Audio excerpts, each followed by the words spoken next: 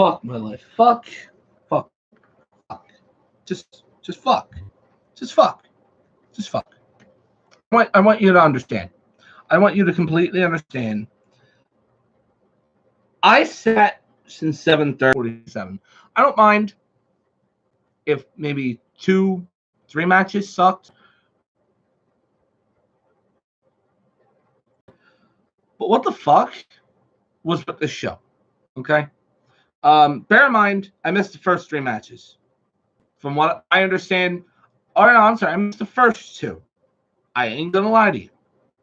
I missed the first 2 matches. That's it. Missed the pre-show. From what my brother tells me, wasn't anything much.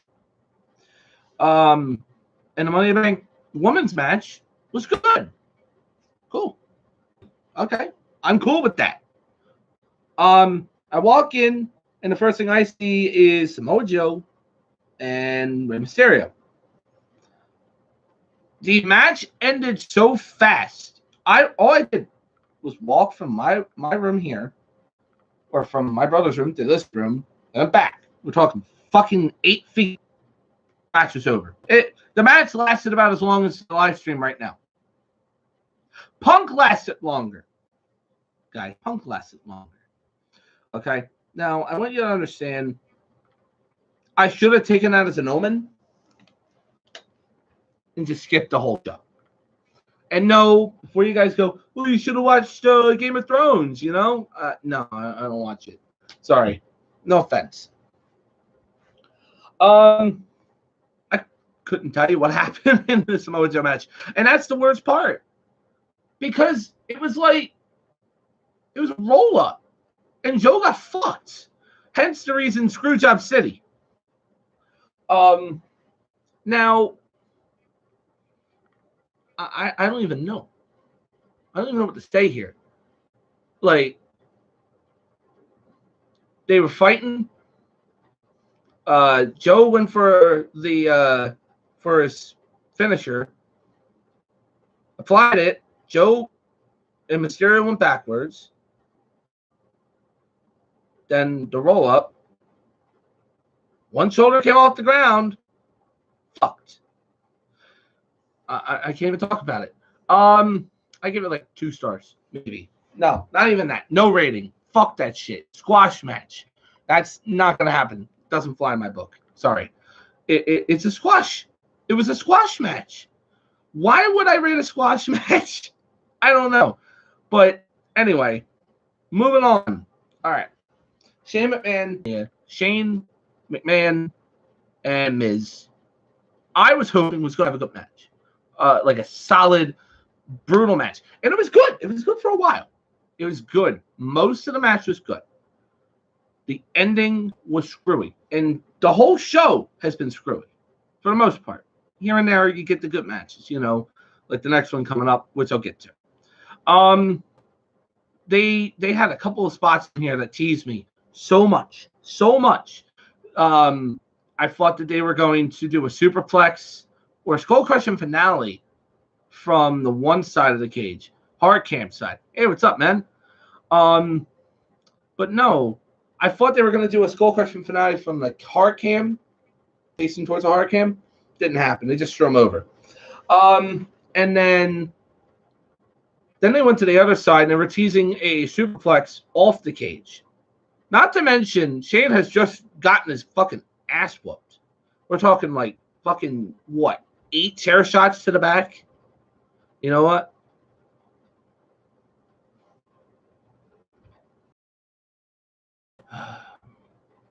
Do you have to? Thanks. Hey, what's up? But no, Miz just was beating the fuck out of him. I was hoping Miz was going to win. And then, no.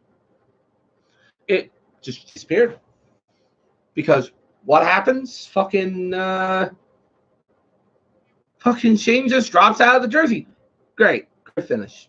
No. But honestly, minus that tiny grape, it was good. I think it was pretty good.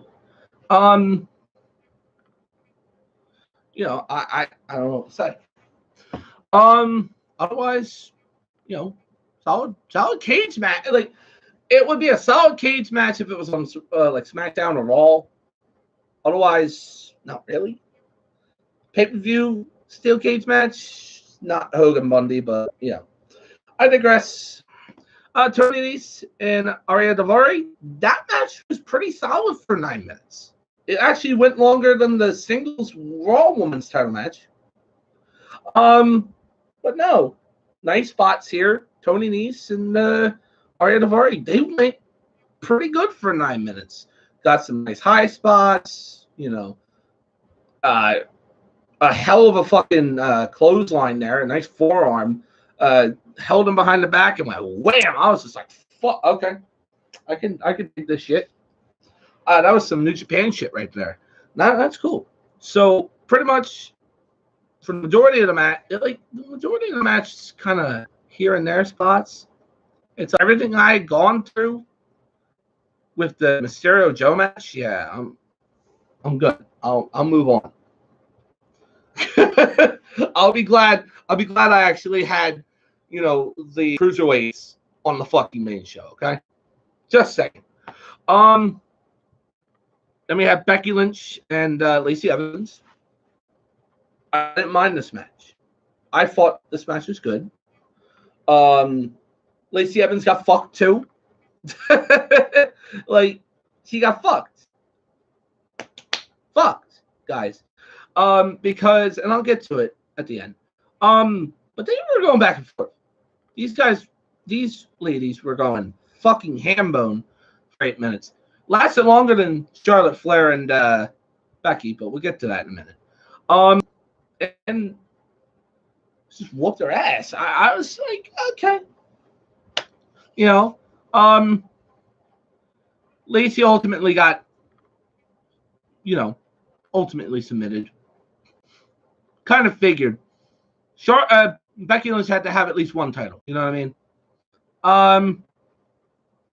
Most of the show, no offense to you guys, I'm telling you what I remember. Most of the show is forgettable. I would not want to go back to the show.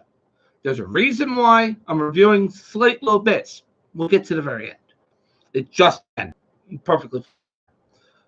Charlotte and Becky Lynch, I was just like, okay, come on, really?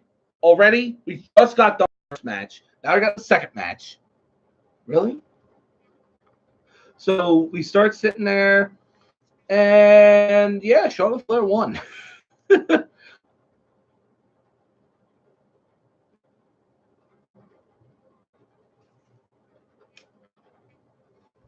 Really?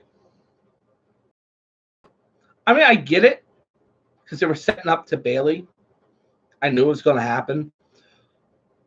But they botched that finish, too. Okay? This is botched. All right. So I'll lead it up. The match was like Raw, fifth match into the show after 5 commercial breaks. Wasn't anything special. I'm sorry. It wasn't. I don't remember anything from it. I'm telling you what I remember. 9 minutes of a 3.5-hour show I remember. That right there is what I remember. Just saying. So Charlotte goes for, I think, she's going for Exploder and fucking roll up. It's up. Big boots her. Fucking 3 feet like this. It was John Cena, Undertaker levels bad. I'm just like, no, stop. What are you doing? We don't need this shit right now. And I was like, okay, we got a title change. Interesting. Becky Lynch starts getting her fucking ass whooped by Lacey. Well, actually, she whoops Lacey's ass first. Then she gets jumped by Charlotte. Then they beat her up in the corner. Bayley comes out, runs to the ring. From there, Bayley tries to choose who she's going to beat first. And I ultimately was telling my brother, If she goes after Becky Lynch, she's a heel. If she goes after Charlotte, she's a fucking face. A fucking face. Like, we're talking, she's over.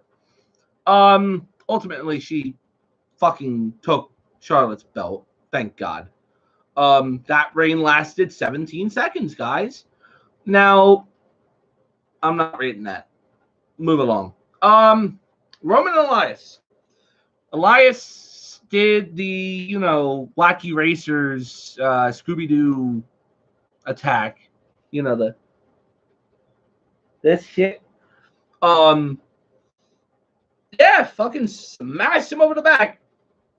Fucking down for 3.5 minutes from a guitar shot that normally, if you got hit with a fucking guitar, as hard as Roman did, in the back, you should be out for, maybe like an hour, maybe just not happen, maybe have Bray Wyatt come out instead, But Roman's got to get the payday, and he's got to get the quick squash victory, Him and Brock Lesnar are on the same plane, you know what I mean? They both get squash matches, and they both normally win once they hit the Superman punch, that shit, the jerk off symbol. No, Roman wins in 9 seconds. It's a dud. The performance was good, but the fucking match, dud. Fuck that shit. The show has been fucking horrible. I hope you know that. I'm suffering through this. Rollins and AJ Styles. Then it started getting good. I was happy. Guys, we actually had a good fucking match. No screwy finishes, no nothing. Just solid 20-minute match. Back and forth. Fucking Dragon Sleeper, reverse Dragon Sleeper suplex, no less. Fucked him up. I was just like, the highlight of the match for me, though, was the curb stomp counter into the Styles Clash, garnering a 2 count. Why did they make the Styles Clash not a finisher? They had to make the calf crusher and a phenomenal forearm. Why? He owns the name to the Styles Clash. Fucking use the Styles Clash.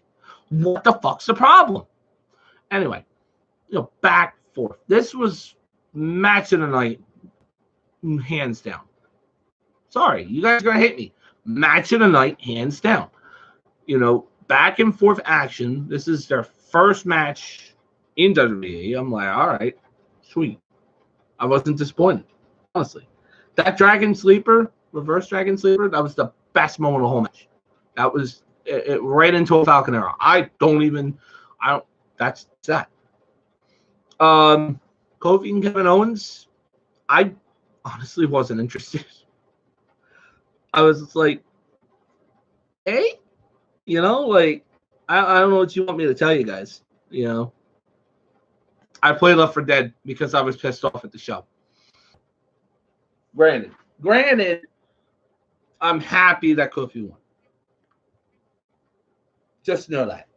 And I was hoping that we were going to get a Xavier Woods heel turn, but we didn't get that shit. You know what we got? Nothing. Again, AEW, they're going to kick the WWE ass. Just trust me on that one. And then the main event. Money in the Bank. Men's ladder match. I was hoping, we were going to get a match, and we got a fucking kick-ass match. Fucking moments in the match. It's not pinfall areas. This is just spots. The spots that I can remember from the match, because the thing was like this. Fucking Andrade fucking doing the sunset flip powerbomb from the top of the ladder through a fucking ladder. The ladder bounced when fucking Finn Balor hit it. And oh my God, I felt bad for fucking Finn Balor tonight. His back must be fucked. Superplex, he got, fucking Andrade slammed on him. Powerbomb, sunset flip, all that shit. Like, dude, this match was fucking brutal. There was the spots where Baron Corbin and Drew McIntyre come in. Corbin's throw into the ladder was okay. Serviceable. But fucking belly to belly from fucking Drew McIntyre into that ladder, fucking phenomenal. And then you had, I'm trying to remember, fucking Orton doing some, slams onto the table, the middle table. You counting them, did 3 of them. It's cool. It was cool. Yeah, and then fucking Ricochet got fucking destroyed. He didn't lose the rest of the match. But they threw him out initially through that ladder, but there was a spot that scared me. It was he got the reverse hurricanrana standing up and fucking planted it, motherfucker, right on his fucking head. My boy, man, he got hurt. That fucking shit looked like it hurt. Okay, and I know that fucking shit hurt. Everything culminated. Ali's on the top of the ladder, and that fucking part-time and motherfucker asshole cunt bag Brock Lesnar fucking go, his fucking music that sounds like a fucking CD player that just skipped. Fuck that asshole. Just here he comes, gonna fucking ruin the night. So, oh boy, here comes Brock Lesnar, setting them probably up for a match at Super Showdown against Seth Rollins. Great job, guys. Great job at WWE. Because you just couldn't let a new talent win the fucking Money in the Bank title, right? Couldn't let the new talent win. No, we got to bring Brock Lesnar back. Couldn't bring Bray Wyatt out, service the crowd. Is that going to be the Raw after? Huh? Is that going to be the Raw after? SmackDown after? I don't know. We don't know when he's going to be on. Woo! I'm fucking heated so much that I almost choked on myself. That's great. Brock Lesnar made me choke. It's not the first time. But no, the fucking end to this match culminates how fucking shitty this pay-per-view overall was. Out of the 12 matches, 3, maybe 4 were worth watching. The Seth Rollins and AJ Styles match, the Kofi Kingston and Owens match, Lesnar, the Money in the Bank match, and the Cruiserweights. That's pretty much it. And the women's match, I completely forgot. I'm sorry, okay, guys? Kill me. It's a long fucking show with no alcohol. I'm suffering, okay? It's fucking hot. You got a fucking heat wave outside. Fucking lightning storm. It's great. I'm waiting for myself to get fucking shocked. Oh, great. But please do not watch this show. Watch it for those 5 or so matches I just told you. Ignore the rest of the show. You ain't missing nothing. Not even the cage match. And that's the problem, WWE. That is the motherfucking problem here. Is that you cannot produce decent endings to your matches. And your officials suck too. How many pinfalls did they miss? How many fucking 3 counts did they miss? You fucked over Lacey Evans. You fucked over Samoa Joe. You fucked over, technically, Miz too, because of the fucking... That's another fucking thing. Hold on. Can we go back to the cage match for a second? Because I don't know if you guys fucking noticed or anything. A ref did one thing right. No rope breaks, right? So, what constitutes a ref in a no disqualification cage match? Just in a fucking cage. Hey, you know what we're going to do? He's going to put his foot on the rope. You know what he's going to do after that? Rope break. Even though that should have been a 3 count. Guys, can someone tell me in the fucking chat how stupid that fucking shit sounds? Because I think that is the stupidest fucking thing I've ever heard. The refs were not the ref that was fucking screwed up the main event to fucking WrestleMania. And he's the one that's officiating. Why? Why? I'm losing my voice. because of this fucking show. I'm probably going to douse my face in alcohol or just chug a whole fucking 6-pack of beer, maybe to make myself feel better, because of the fact that we all realize that the fucking refs suck ass. You fucked Evans over. You fucked Joe over. Miz over. And then on top of that, 3 strikes, you were already out.